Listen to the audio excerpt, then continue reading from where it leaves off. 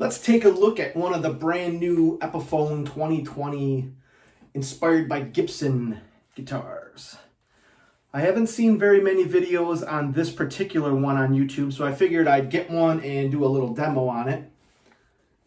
Let's see the big reveal. I'll save you from opening the boxes and just cut to this part here. My favorite part anyways. The Sparkling Burgundy SG Special P90. It's actually made in 2019, this one, according to that serial. Frets are nice. Nice fretboard. It's thin all the way up, slim taper. Actually, I had a Gibson, the 2019 Gibson in the faded Pelham. That neck feels almost identical. Very close. Finish looks great. It's got nice bevels on it. It's got nice horn bevels. The closer you get to the pickguard, to me, is, like the classic 60s Gibsons. If you look at the 60s Gibsons or the custom shop ones, the newer ones, they have the nice big fat bevels on them. Gibson skimps on those nowadays, I think, in my opinion. They need to make them a little wider. To me, the closer you get from in this bevel, the horn, down to closer to the pickguard, that big fat scoop like that just makes the SG look sweet. It's got the vintage white button tuners. It's got a Graphtec nut, I believe. Looks like it. If you notice on this one, a lot of people say, oh, the pickup is farther away from the bridge. That's actually more true to the real specs of the early 60s SG Specials. If you look it up on the early ones, they're about that same distance. The newer Gibson ones, the lightning bar wrap tailpiece and the pickup are a lot closer together. They're almost touching, really. They're really close. I don't know. I prefer this, to be honest. It looks, looks more true to the early 60s ones. It's got an Indian Laurel fretboard with neck binding. It also has the dot inlays as opposed to, say, trapezoids or blocks or something. But it looks beautiful. Great finish, metallic, like a nice deep burgundy, they call it, sparkling burgundy. I can't wait to plug it in and see how it sounds. I'm a big P90 fan. I just love them. I have a lot of guitars with P90s, and they're probably my favorite pickups, really. They're very versatile. They do clean well, and then they get really growly, and then if you dial the volume back a little bit, you can clean them up, and you get a lot of dynamic out of them. So stick around, and I'm going to do a sound clip, some clean sounds, some dirty sounds, and then I'll do my final review after I do some playing. Thanks. Okay, I got her all tuned up. I stretched the strings. I didn't do anything else yet. I left the plastic on everything. I just want to do a straight out of the box sound test. I stretched the strings a little bit. I tuned it up twice. I played a little bit, and I tuned it one more time. The neck action, it's really, really straight. I'm going to add a little bit of relief to it because it's like it's right on the verge of like being backbowed a little bit. Could be from the climate change or whatever, but my first impressions are it's really nice. It's got the nice thin neck. It stays thin all the way up. Obviously with the SGs you can get up into the high register really good here. Let's run through some clean stuff, and then I'll do a little bit of gain on there so you can hear it dirty. I'll start on the neck pickup up here.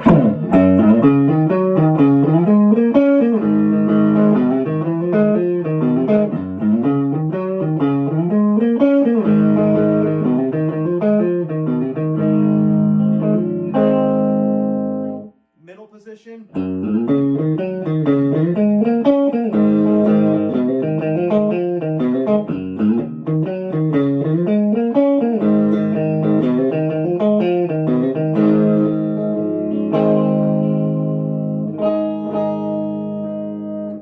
Bridge.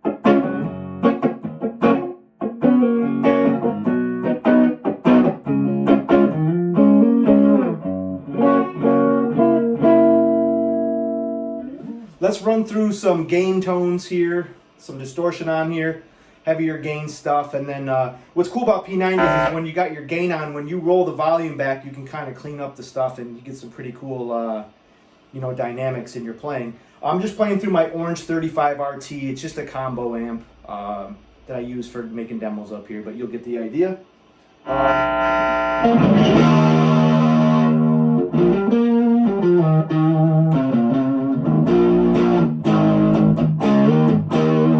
This is on the neck pickup with the volume rolled down to like 2.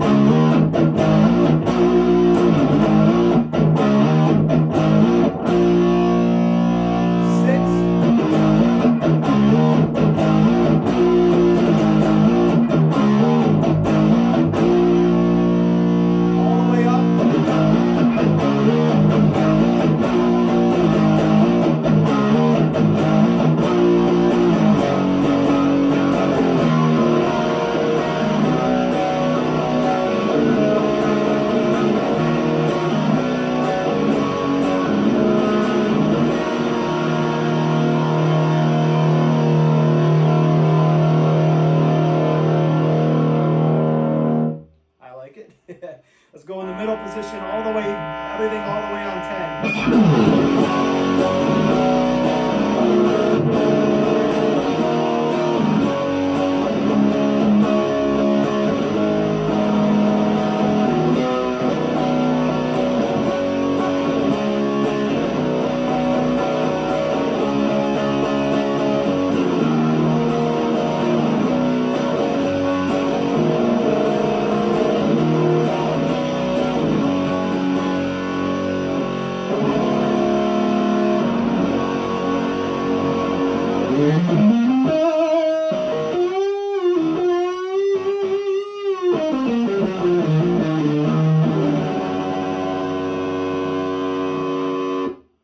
Let's go down to the bridge pickup here.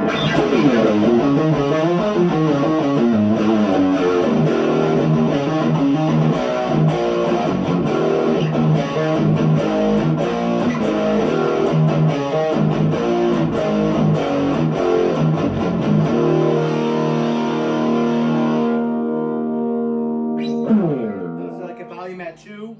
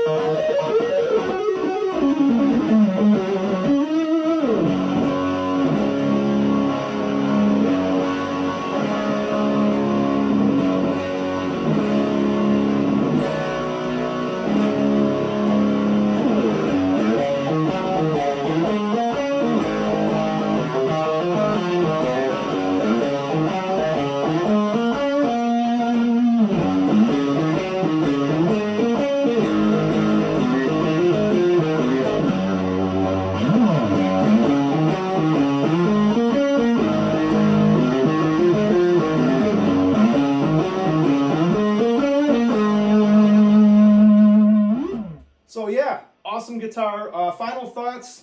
It's awesome. Great guitar. Super great finish. It has a slight metallic burgundy look to it.